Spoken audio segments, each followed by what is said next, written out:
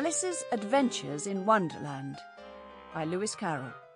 Read by Susan Jameson and James Saxon.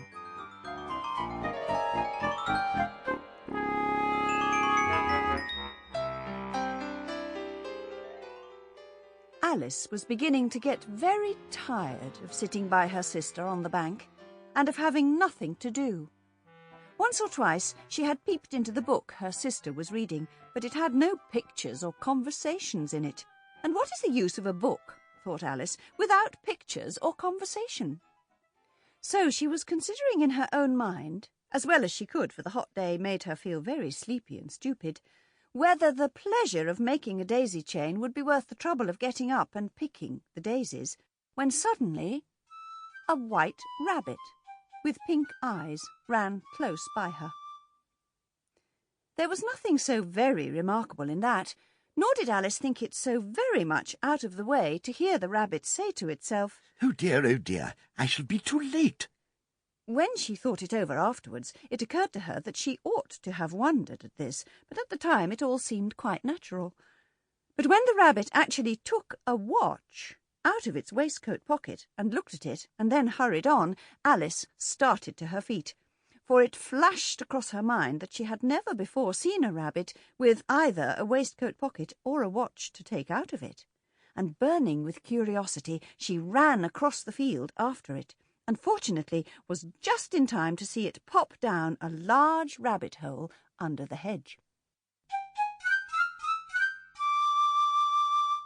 In another moment, down went Alice after it, never once considering how in the world she was to get out again.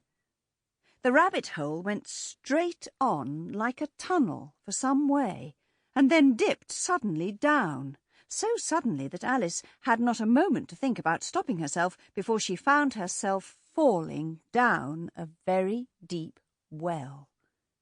Either the well was very deep, or she fell very slowly, for she had plenty of time as she went down to look about her and to wonder what was going to happen next. First she tried to look down and make out what she was coming to, but it was too dark to see anything. Then she looked at the sides of the well and noticed that they were filled with cupboards and bookshelves. Here and there she saw maps and pictures hung upon pegs.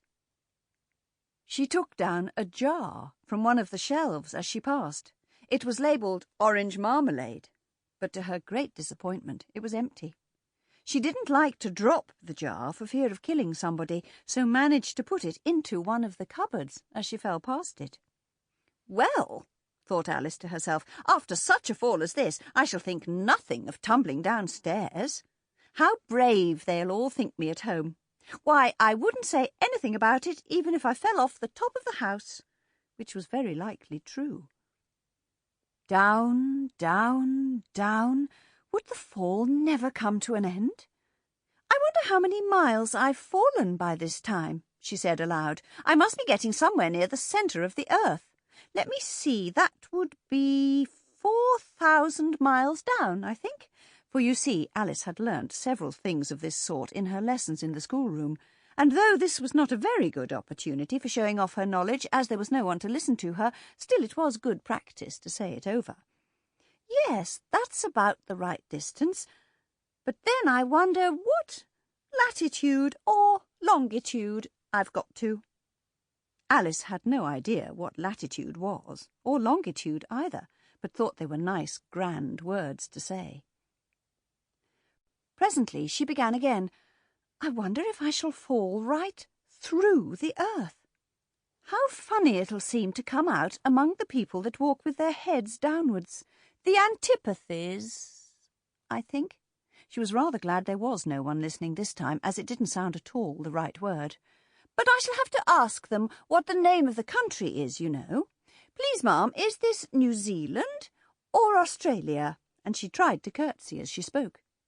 Fancy curtsying as you're falling through the air. Do you think you could manage it? And what an ignorant little girl she'll think me for asking. No, it'll never do to ask. Sample complete. Ready to continue?